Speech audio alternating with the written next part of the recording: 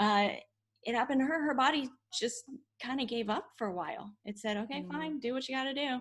And she had to relearn. She had to rebuild a trust between her and her own body that says, okay, you can talk to me again. I'm going to listen this time. And it took time and patience.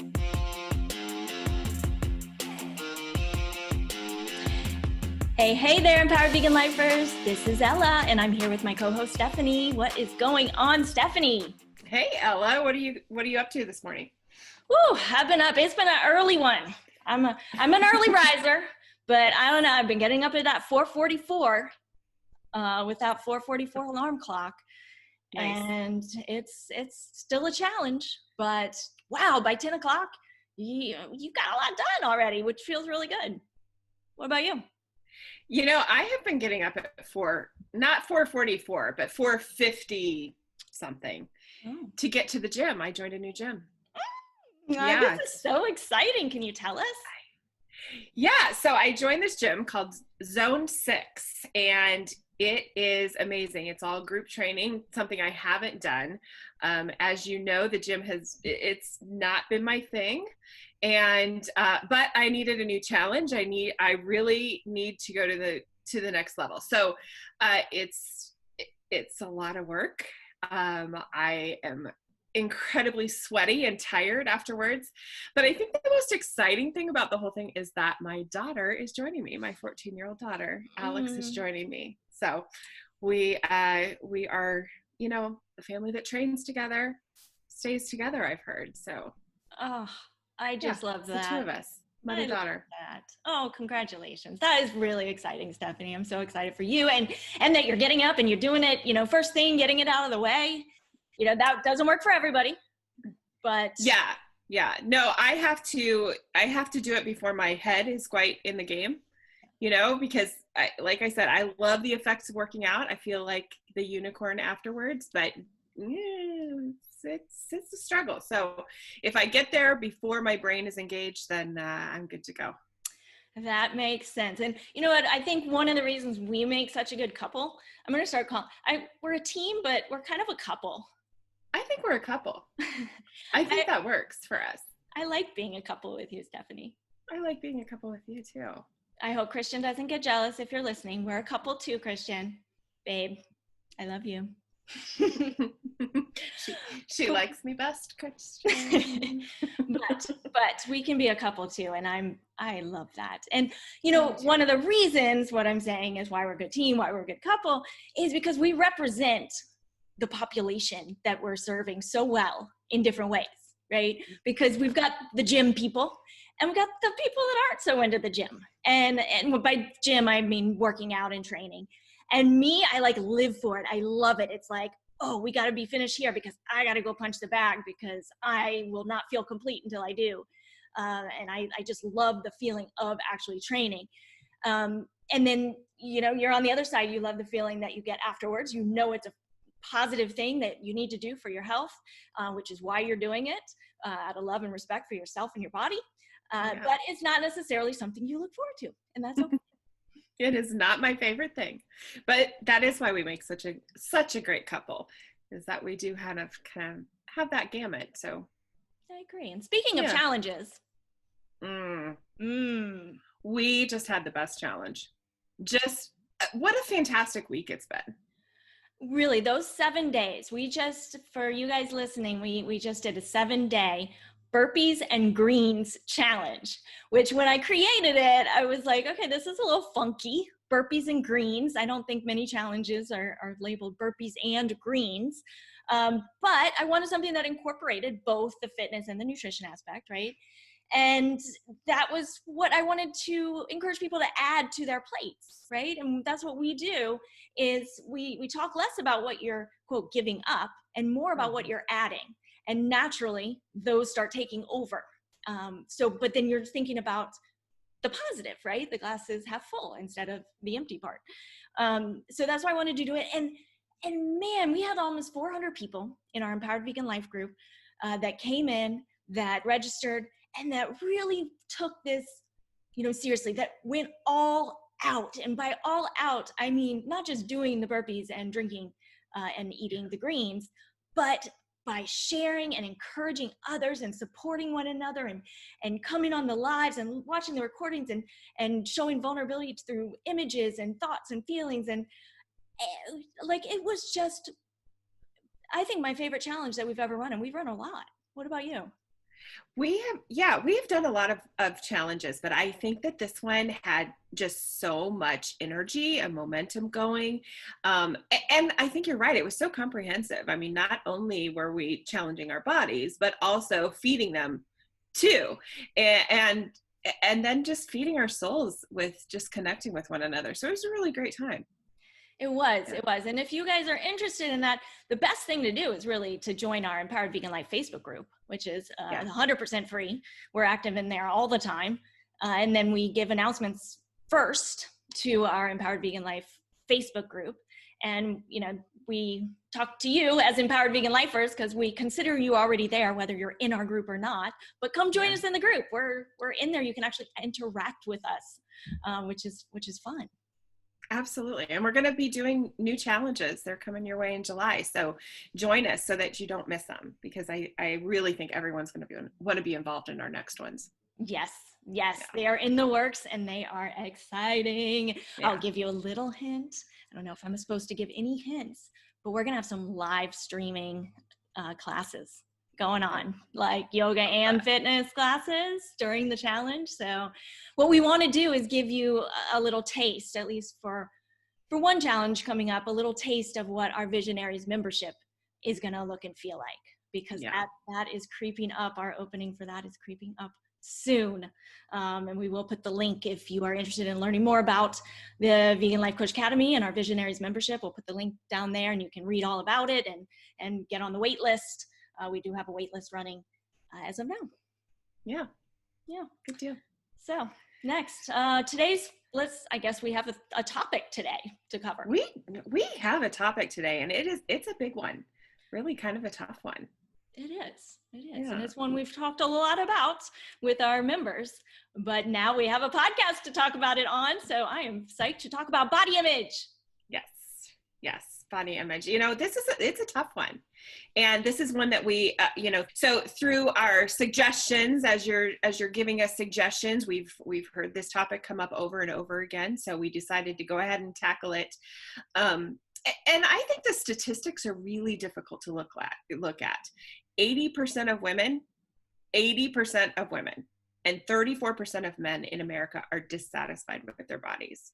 So that is a vast majority of people who are just walking around very uncomfortable in their own skin. Yes. Teacher, can I raise my hand? You can raise your hand. Yes. Ella, would you like to say something? I actually would.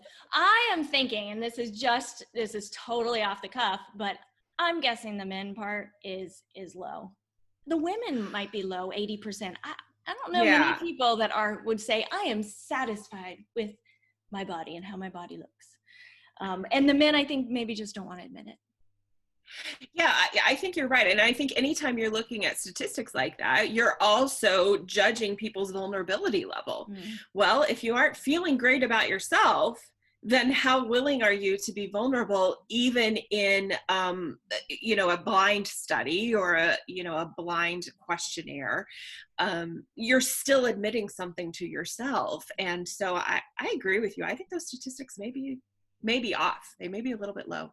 Yeah, I agree. And I know that we're in a place where we get to work with people, most of whom come to us because their negative body images are, those issues are really in the forefront for them. Yeah. But I think we can both relate to this topic on a very personal level ourselves. Don't you think, Stephanie? Oh, yeah. Yeah. I spent years and years just absolutely hating my body. And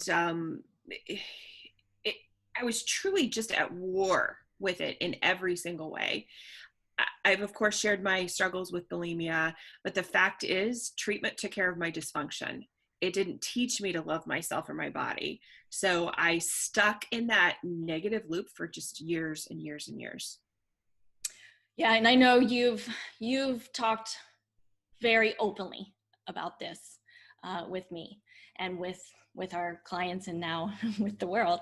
Yeah. And I've certainly had my own challenges with my body image as well. In my 20s, and I've talked about this a lot too, but especially in my 20s and throughout my early 30s as well, I really based my worth on my body. And I also experienced body dysmorphia, which is basically looking in the mirror. And for me, it was looking in the mirror and seeing fat that didn't even exist. Yeah. And that's, looking back, I look at pictures now, and don't get me wrong, one misconception I think people have, especially, clients coming in, is that we're going to get rid of that altogether. Like, it's going to be so gone that you're not even going to ever feel it again. It's been years now since I've really healed myself. But I still look in the mirror and those thoughts still come in my head. They haven't just disappeared. But you know what? They don't get me. They don't bother me. They're just, it's like, a dog who barks for a second. It's barking because it's a dog. He or she is a dog. And that's what dogs do. And that's okay, right? And then they stop and they move on. That's how it is. It's like a little bark in my ear that's saying, oh, look at that. Oh, that shirt. Yeah, I wouldn't wear that belly shirt. That sort of thing will come in my head. And I'll just say, oh, that's a nice opinion. Bye. And I move on, right? Do you know what I mean? Yeah. And I think it's really funny that you said that, because one of the things that has, I think, been most eye-opening to me as I've done this, I've done some pretty, I'm just going to toot my own horn. I've done some pretty amazing work when it comes to body image for myself. And it's not that I got to the point where I have a perfect body, but one of the things that I realized is that whether you're a size 4 or whether you're a size 24, the thinking is the same when it comes to body image. And that was one of the things that I really had to come to terms with, was because I have been all of those sizes, and I felt exactly the same no matter what size I was. And I think it's really interesting that you brought that up right now, because even after all that work I've done, just like you, that dog still barks a little bit.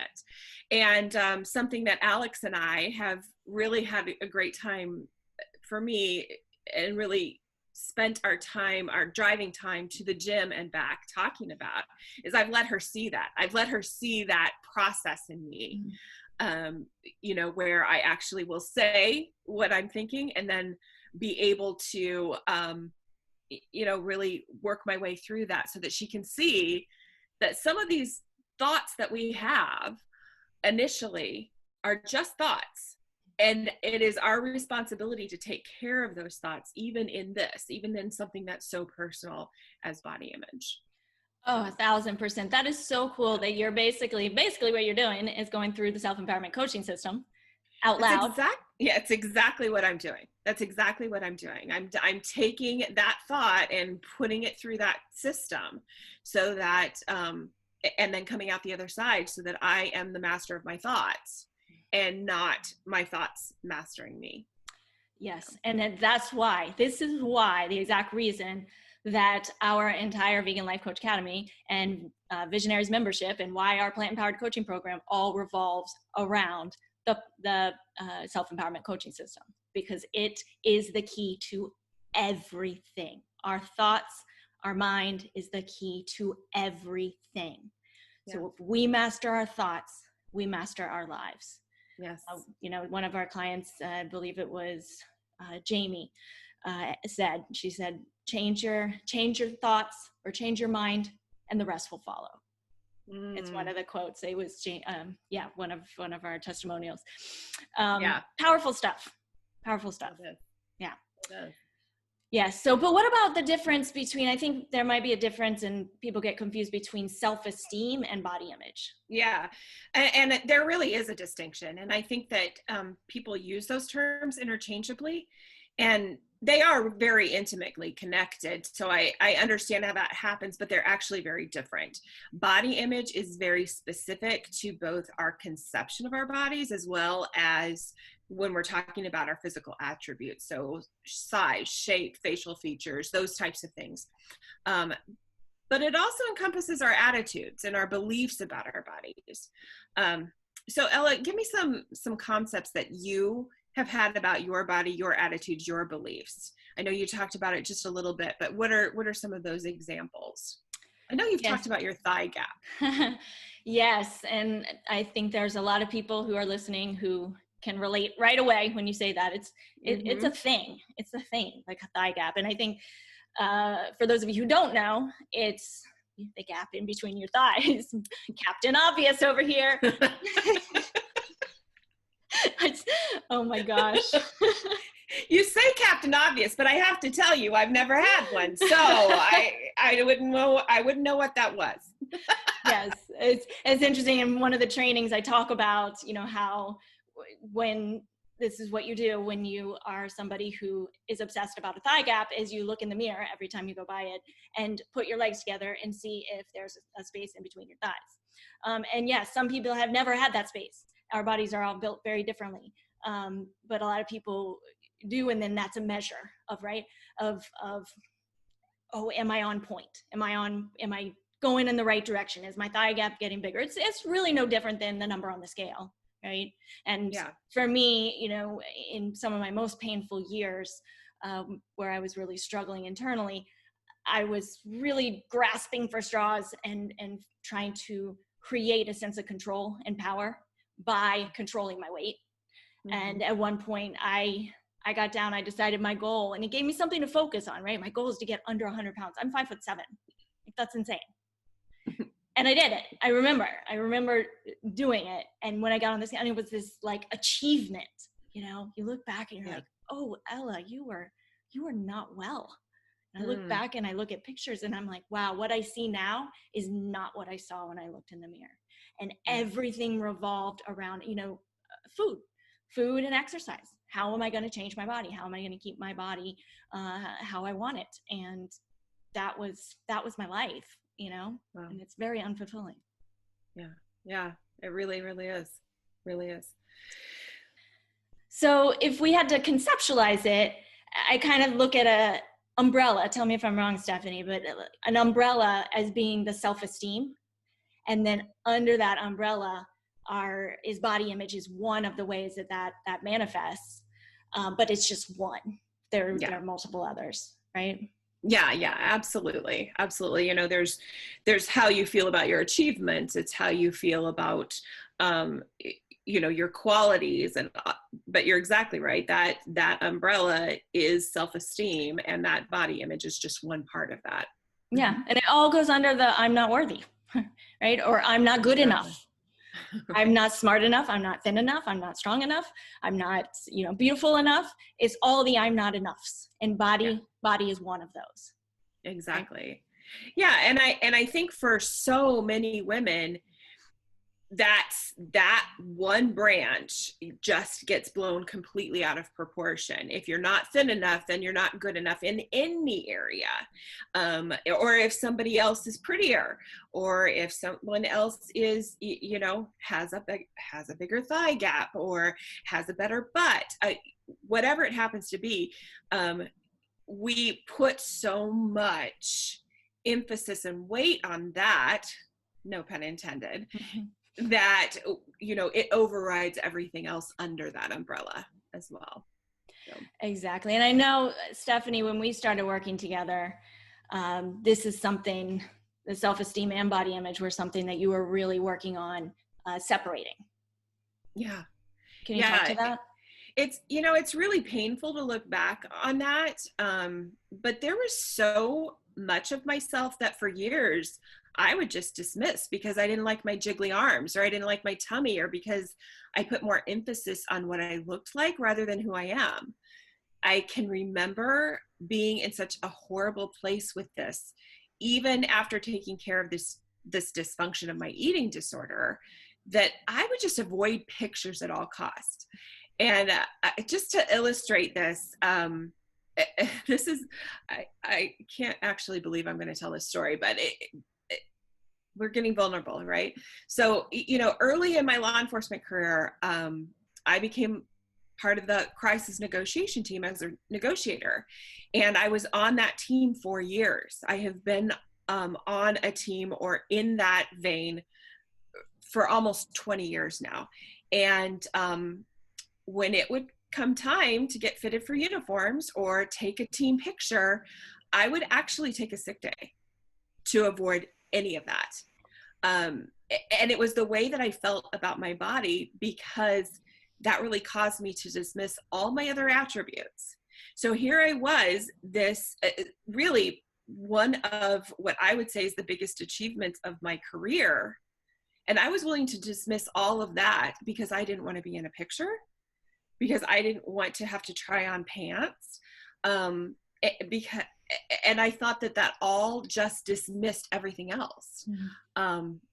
And the way I really felt about my body really caused me to just think of myself as not enough, like you said, that I must be some kind of fraud all the time. And the truth is that I didn't have anything to feel fraudulent about. I put so much emphasis on the size of my butt that I completely dismissed that I'm funny, I'm intelligent, I'm independent, those types of things that, that make us who we are, we dismiss because we don't like the size of our jeans. A little bit silly when you say it out loud. Right? I mean, you are a bad ass. Oh. Okay. You guys listening, Stephanie is a badass. Like, she's not going to share all the stuff that I would love for the world to know about her, but she's really badass. And so you can just add that into the funny, intelligent, independent, and badass. And that's a running, not a joke, but in the Plant Empowered Coaching Program, we would, as people started to own their inner badass, like, and then they would be able to say it. Remember, clients who said, I'm there, there, I am a badass. Yeah, there's no higher compliment. No. There's no higher compliment that I can give or that I have received is I am a badass. Yeah. Yeah. I love it. Exactly. And you're right. It's like when you look at it from this perspective, from the perspective that we're able to have now, when you're in it, you can't see it. Right. But when you look and say, wow, that's how I was thinking, and that's how it was affecting my behavior and ultimately like my career and my social life, my happiness, my ability to have a meaningful life, my success, all of that is stunted. And thinking about all the energy, that's expended, the time and energy, thinking about it, worrying about it, which, for me, even sometimes to this day, I'll go and try a shirt on and I won't like it. And then I'll try another shirt on and I'm like, what am I doing? I'm not going to spend my time doing this. I'm going to pick a fucking shirt and just wear it. Right. Because I am not spending my time doing this, but I will catch myself, wanting to find that perfect shirt that looks just right and doesn't show that wrinkle or that, whatever. But wow, if we really think about the time that we can save and the energy that we can put towards the things in our lives that ultimately truly matter. Yeah. Right. Absolutely. Absolutely. We need to stop wasting time. Yeah. And I think about Erin, one of our clients who carried around a scale in her purse because her trainer had had her measuring, counting macros, calories, weighing her food. Her family thought she was crazy. She felt crazy, but it wasn't until she got out of that she was able to really see how insane that really was. Right. And for her to feel free of that word freedom is the word that so many people that work with us use to describe how they feel when they get out of it. Right. And it really is, it's like getting out of the quicksand and being able to look back and say, I survived that and I'm never jumping in there again. Yeah. Yeah. And she lost 10 pounds, by the way. Yeah. Without her scale. Without trying. Without carrying her scale in her purse. When she stopped carrying her scale, when she stopped listening to the trainer, when she stopped counting her macros, when she followed what we're doing and focused on the mindset, all of a sudden, like literally within 6 weeks, 10 pounds just dropped off. Yeah. And she couldn't believe it. She was like, holy shit, I've been doing all of this. And what I needed to do was not focus on the food and learn to love myself and make choices out of respect for my body, and listen to my body and love myself unconditionally. Hello. Wow. Right. Right. It's all a mind shift. Yeah. That's what it's all about. And the way that she viewed herself became so much more balanced. Mm-hmm. And I really think one of the things that was helpful for her was realizing that you can love and accept your body for everything that it is in the present, while still wanting to change a few things. And that it's perfectly fine to believe you're enough right now, and not just fine, but actually a prerequisite for making those changes. And you say that so beautifully in so many things that we discuss. Absolutely. I think in so many ways, the diet culture has really sold us this system that keeps them in business. By them, prescription drugs, number one. Right. We think about huge businesses, but all the junk food, anything that they can stick a celebrity on, or stick somebody's picture that is thin and looks how you want to look. Like, they use that and saying, you're not enough until you look like this, so you better buy this product. The diet pills, the supplements, the protein. I'm not talking about every company, but so much money is made on this societal, systemic view of what we should look like. Yeah. We've had some really pioneering women, I think, in the last 10 years who have said, and I think about Louise Green. I just love her, big fit girl. She has come on the scene and said, I'm a triathlete, and this is the body that I'm in. And you can be whatever kind of athlete you want to be and look any kind of way that you want to look. And making that the norm, rather than feeding into this everybody has to look one certain way. Now we have this whole variety of bodies that are beautiful, and that still can make lasting changes too. Yeah, and the truth is, no lasting change can occur until you start treating your body with love and acceptance and gratitude. Yeah. The body is forgiving. It's responsive, it's patient. And when we start feeding our bodies with solid nutrition and moving our bodies in the ways that make us feel good, that give us energy and strength, and when we do this intuitively, not according to some arbitrary numbers and meal plans and exercise routine that somebody else inflicts on us, that's when our bodies really resist, is when we say, we know better. I know better than you, body. You're hungry, but this plan is telling me I can't eat until 12 o'clock. So Right. Screw you. I'm not going to eat until 12 o'clock. And your body's like, well, what the hell? Right. I'm hungry because I need to be fueled right now.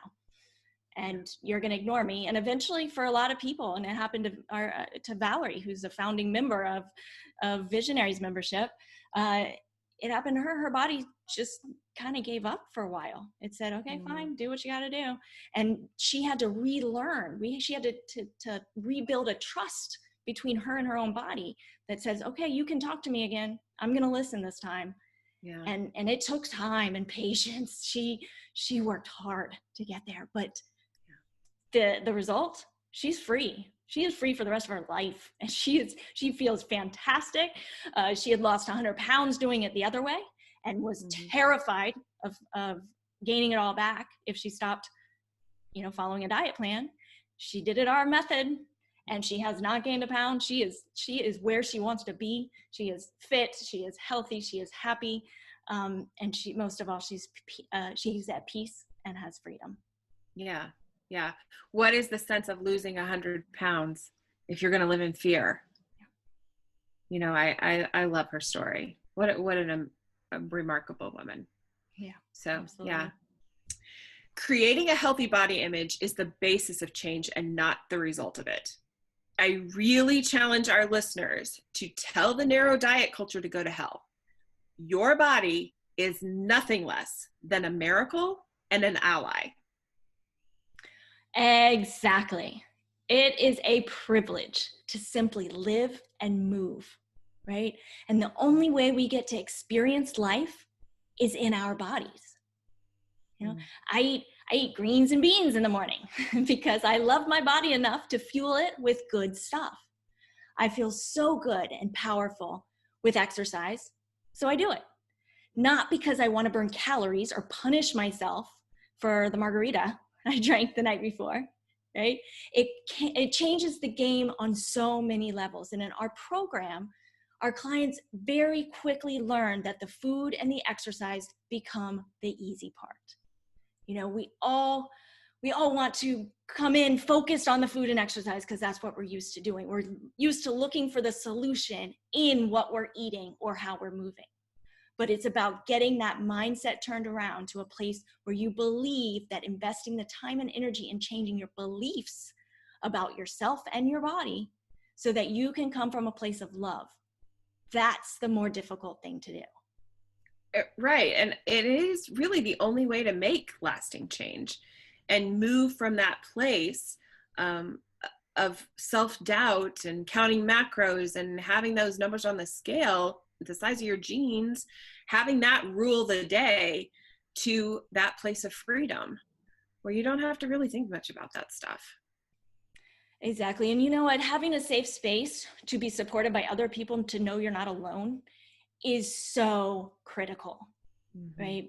And we talk about vulnerability, as Brene Brown says, the antidote to shame is vulnerability, which is why we've created the Empowered Vegan Life Facebook group, which now we've mentioned a couple times in this episode. So if you're not there, come on, what are you waiting for? We've got a fantastic group. We're like 5,000 people strong. And the energy in there, the support, the encouragement of compassionate, like-minded people that is in there, you're able to share, you know, some tough stuff, because that's how you're going to see growth. And so we're there to support you. So please join us there if you haven't already. Yeah. And Stephanie, calling on you because you are queen of strategy, right? You're a badass and you're a queen of strategy. Queen of strategy. You are a badass vegan warrior queen, lady. Of strategy.